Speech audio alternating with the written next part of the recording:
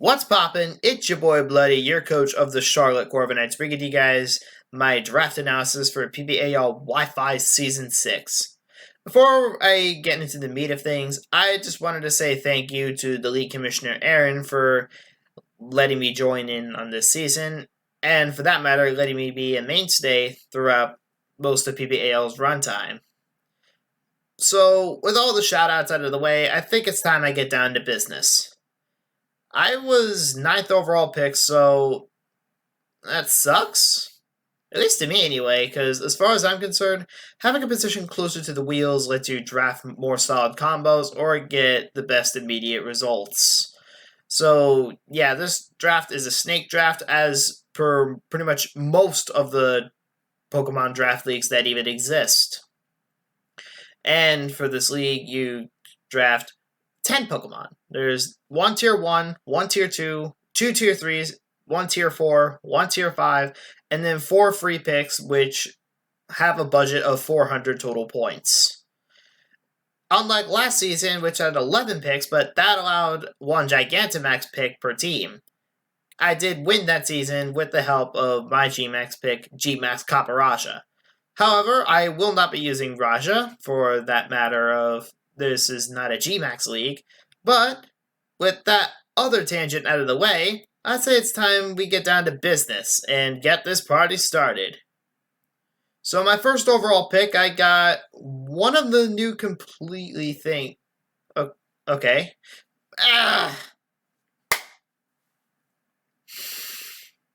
Dang it, I almost had it perfect.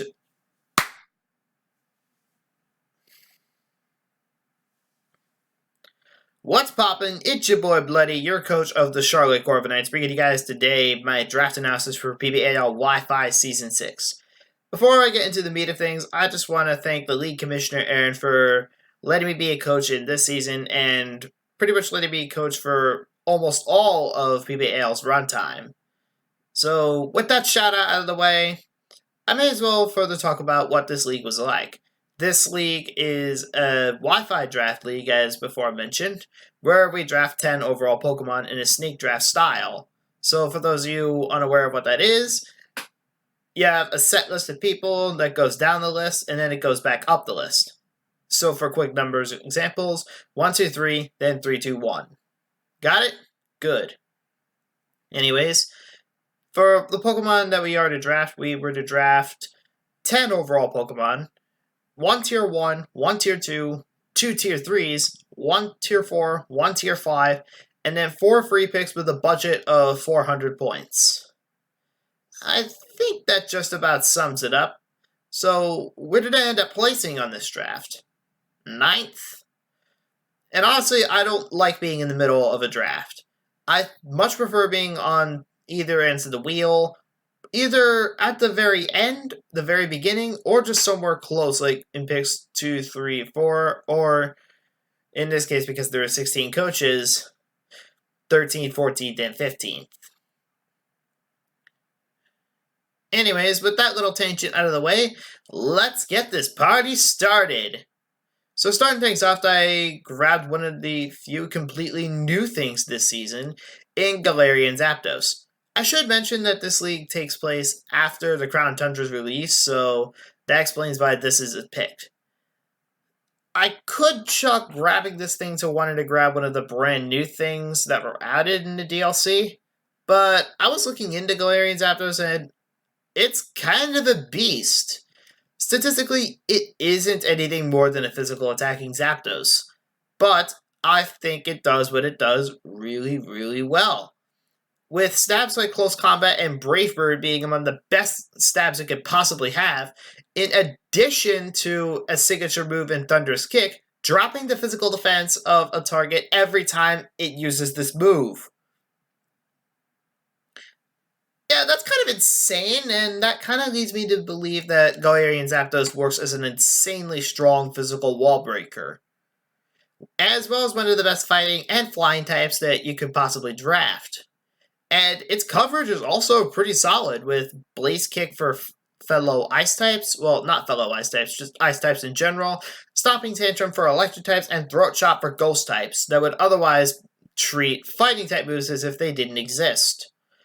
The one thing that Zapdos doesn't really handle well against is flying types, which ironically means that regular Zapdos is Galarian Zapdos' biggest counter. Thankfully for me, it was never drafted in main, so I could take some solace in that. And let's also not forget about Zapdos' Defiant ability, and suddenly the Intimidators left the building. As far as I'm concerned, the only thing holding it back is a lack of natural recovery, something that my team later remedies. And by later, I mean literally my next pick in Jirachi, the Hax God itself. I was probably, well, if I am to be frank, I think Jirachi was the perfect partner for Zapdos, being resistant to all but one of its weaknesses, and being the Wish Passer it desperately needed. Well, not Wish Passer because Baton Pass is banned for pretty much anything other than dry passing, but Wish Pivot is what this thing does thanks to U-Turn. But that's far from anything Jirachi is capable of. Talk to a person who has experienced Jirachi, like the pain that Jirachi can cause, and they will tell you horror stories about it. But if you talk to a seasoned Jirachi user, this thing, you can tell by them how much of a joy they would probably find in using it. There is almost nothing that Jirachi can't do. But for those of the who are uninitiated, let me give you a basic crash course. Base 100 stats across the board, amazing coverage across both of its attacking stats, capability of setting stealth rocks, the before-mentioned Wish Pivot, phenomenal taking and Steel Psychic, and the Serene Grace ability, doubling the likelihood of secondary effects. The last fact of which is what makes Jirachi so infamous, with the notorious Ironhead Scarf set, having a 60% chance to flinch. Couple that with like a 60% chance to lower your special... 60% chance to lower your special attack with Moonblast, or a 60% chance to paralyze with Body Slam. You get my point, right? Jirachi's Serene Grace ability and its amazing abuse of it is downright disgusting. And I think a Pokemon that can literally bend RNG, the biggest deciding factor in Pokemon, to its will, is pretty dang terrifying. But yeah, I think that just about sums up Jirachi's legacy, and it's been a mainstay in Draft League pretty much ever since the very beginning. So, who's next? Well, if you can't really tell by the silhouettes to the right, that kind of foreshadows my next pick if you can identify Pokemon by silhouettes, which, if you all saw the Pokemon anime, we'd probably be skilled in doing. But in any case, my next pick is Rotom Wash, the Rinse Cycle Master itself. In my opinion, the Rotoms are rather simple to use, but that doesn't make Rotom weak, especially Wash Rotom. Being a dual electric and water type that's also immune to ground, making it only weak to grass, it's kind of amazing. It shrugs off one of Zapdos' weakness in addition to being resistant to Jirachi's fire weakness, as well as the Levitate making it immune to ground, which Jirachi also appreciates. I think I mentioned Levitate twice, now thrice. My bad. But because of that notion, and the fact that it's got some solid defensive capabilities, leads me to believe Rotom Wash is a very solid defensive Pokemon for the squad, especially considering Jirachi can Wish Pass for him. And Rotom is also capable of some other support capabilities, the least of which including screens, but it can also pivot itself with Volt Switch as well as set a bunch of status. And thanks to Nasty Plot, which it gained in Generation 8, it can comfortably use some special sweeping capabilities all its own. So I thought Rotom Wash is a solid plug that the team needed. However, on the subject of special sweepers, we have my round 4 pick, Ribombee, the Quivernancing Bug Fairy itself. I know Skyrander was pretty skeptical about this pick during the Power Rank video, but I do see a lot of value in Ribombee. First of all, it's yet another pivot, and it's a common theme with the first good chunk of the team. More than half of them are capable of pivoting in and out. The second thing is that pretty much all of the good fairies were taken during the first 2 rounds. I mean, all 4 of the top blues, Togekiss, Sylveon, and Clefable were all picked in the first 2 rounds. And even though there were some remaining good fairies, like Hatterene, Grimmsnarl, and Azumarill namely, they either bled into secondary types that would share weakness with my squad, or they just flat out didn't work. So, in the end, I decided to settle for this little guy. But what's so good about Ribombee? Well, obviously, Quiver Dance. Any Quiver Dancing Pokemon has the potential to be very threatening, in my opinion. However, it's also got a ton of support capabilities, and I do love Pokemon that are good for utility. In this case, it can set up sticky webs, it can remove hazards all its own thanks to Fog, it can set up Tailwind, as well as the before-mentioned Pivot. Don't get me wrong, it's far from the strongest overall Fairy type, especially considering Steel type's hard wallet. But that's why Zapdos is on my team after all. And that's the utility reason. Oh, hold on. I think I should reiterate. It's the reason why I drafted Ribombee, the utility it provides, and why I was so adamant about drafting it. Now for a pick I'm pretty sure no one will question. Coming in at round 5, we have Incineroar. Incineroar is by far one of the best glues I needed for my team. I needed a fire type, I needed a dark type. So Incineroar naturally was going to be the pick to go. And it ties in my fighting psychic dark core rather perfectly. Also, the fact that this guy has Intimidate is pretty good. Granted, it's not really the best idea to draft an Intimidator when I have a Pokemon that gets benefit out of other people intimidating me, but hey, I'm not really complaining. I needed a good fire type, and Incineroar was probably one of the best remaining at the time. Also, it was round 5, and I think that is kind of late for Incineroar, but it's there. I'm not going to say no to it. Fire Dark is an incredibly good typing, and I do like the base stat spread around Incineroar. Pretty bulky with some solid edge and attack stat, making it so even if you don't invest in attack, it's still going to be doing some decent damage. And it's also probably the best pivoter in the game, alongside Silvally, having both Parting Shot and U-Turn. I guess saying it's the best pivoter in the game really isn't fair when there's Pokemon like Tapu Koko and Zapdos lying around. But honestly, I don't really know what to say here. Actually, I do know. And it's related to one attribute in Incineroar I think gets a little bit overlooked. The fact that it has such a huge arrayment of coverage moves. I'm talking moves like Scorching Sand, Outrage, Close Combat even. There's a lot of things that Incineroar is capable of doing, and it has ways to even set up Sweep itself with Bulk Up or Nasty Plot. That's honestly kind of incredible that Incineroar has those tools. And because of which, I was kind of blown away that it lasted till round 5 when I had legit seen it go earlier. Now, oh jeez. This is the point where Snipe started to strike at my very head, and it was probably overdue given the structure of my team so far. I, truth be told, wanted to grab Flygon this round, but that was taken by Saiyan Salamander in round 5. So, and losing that pick pretty much completely changed my entire draft. So, what did I end up settling for? Why, honestly, this is one of the few picks that were remaining independent, and that was kind of interchangeable.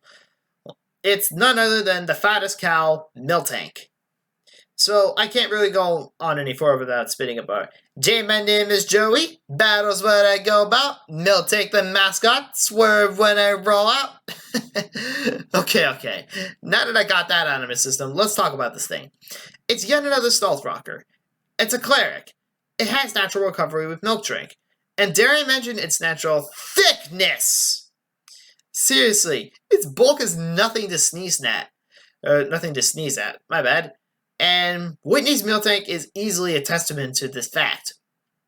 Although if I may be frank, none of those aspects are why I love Miltank. That would go to its bevy of honestly incredible abilities.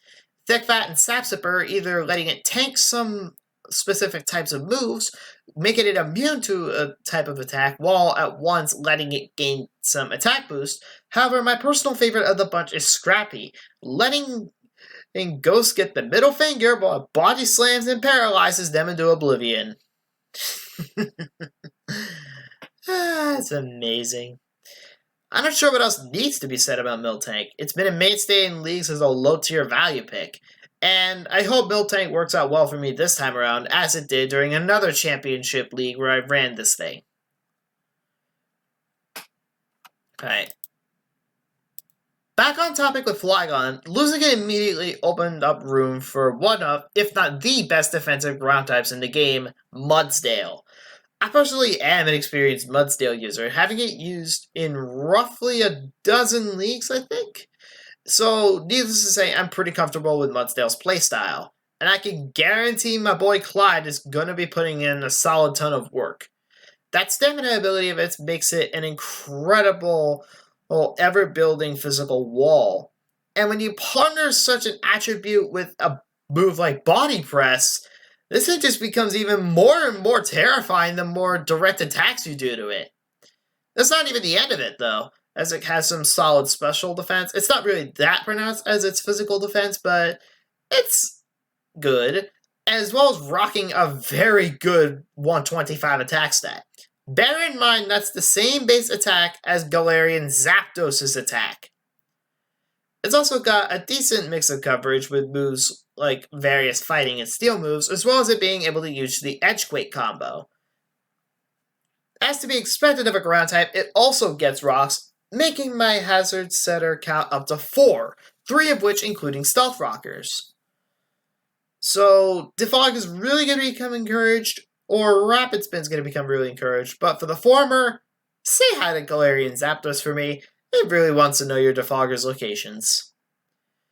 So, what do I draft after picking up the Muddy Horse? Why, one of the most powerful Draco Meteor spammers in the game, courtesy of Dragalge. Seriously, it's kind of ridiculous how powerful the Dracos it drops are. And we have the adaptability ability to thank for that. And it being part poison type lets it comfortably go toe-to-toe with a dragon's greatest fear, fairy types. Also, on an unrelated note, I know a friend who would probably just be loving the fact that I drafted Dragalge, so shoutouts to them, you know who you are. And its coverage is actually passable, even though it is relatively shallow. It has what it needs to head into the battlefield, such as a decent mix of water moves, and even some electric type moves. However, with adaptability plus its poison and dragon stab, there's not really much that wants to switch into Dragalge. And it's a very devastating special wall breaker as a result. And even then, it's still got some solid support. It can set up toxic spikes, it can haze, it can phase, and it can pivot. Because now it has flip turn. Who in their right mind let this thing get flip turn? Because you are a freaking genius for letting me have that idea in my pocket. I'd say the one drawback to Dragalge is how slow it is, but A, it can comfortably make use of that low speed, B, I have a Weber, and C, it now has Scale Shot, so if you really were desperate to make Dragalge fast, I don't know why you would, there's your option, adaptability boosted Scale Shot. You're not going to be able to get it anywhere else. So, the penultimate pick of my draft was something that needed to be fast. And, if speed was a problem, now it isn't, because I decided to pick up Frostlass. I'll be frank, I wanted to draft her for a long time, and here she is, stronger than ever. There's so much I like about her. From the fact it's got the unique type combo of Ice and Ghost, its speed rounds out my team nicely. But what stood out about it to me? For one, she has a ton of support potential, and I mentioned before that I like utility Pokemon. She's got moves like Will-O-Wisp, and actually she got the trifecta of standard status moves, Willow, T-Wave, as well as Toxic, as to be expected by absolutely no one, because who would expect this thing to have freaking electric type moves? And she also has hazard setting with spikes as well, and even having Destiny Bond. So if we're going back, I actually have all 4 hazards on this one team. But that's not even the thing I like most about her. That's the fact that, like Jirachi, it has the same base attack and special attack as itself. So base 80 on both of them. So she can comfortably use her stabs such as Ice Beam and Shadow Ball, and now thanks to the DLC and the Isle of Armor, it now has Triple Axle and Poltergeist. Her one huge problem is poor coverage, but Ice and Ghost are very solid attacking types on their own, so it isn't really that big of a deal to me, and besides, I got the rest of the team to try and offset those weaknesses. Now last but certainly not least, is my long-awaited grass type of the season, Lilligant. At this point in the draft, I'll be frank, a grass type was the last thing I needed to fill, and Lilligant was probably the most interesting one left. Sure, her coverage is abysmal, but she's got some pretty good qualities, if I do say so myself. For one, she has Quiver Dance just like Rabombi, as well as having some solid speed and special attack to back it up. She also packs Cleric support and even the unique move of Healing Wish, which not many Pokemon learn. There isn't exactly much to go over with her, but I'm still pretty excited to see if she can pull off some solid work. And that was my overall draft for PBAL Wi-Fi Season 6. Looking at the draft as a whole, I'd say my team's one weakness is a serious lack of hazard control, with Rotom Wash and Rabombi as my only removers. However, that's been a thing with a few of my recent drafts, actually, and I'm really happy with my squad. I feel like I put in some solid work, and I feel I got just about every role covered with my Pokemon. So that about wraps up my draft analysis for PBAL Wi-Fi S6. I look forward to posting some content regarding the upcoming matches, but for the meantime, this is Bloody YT, signing off.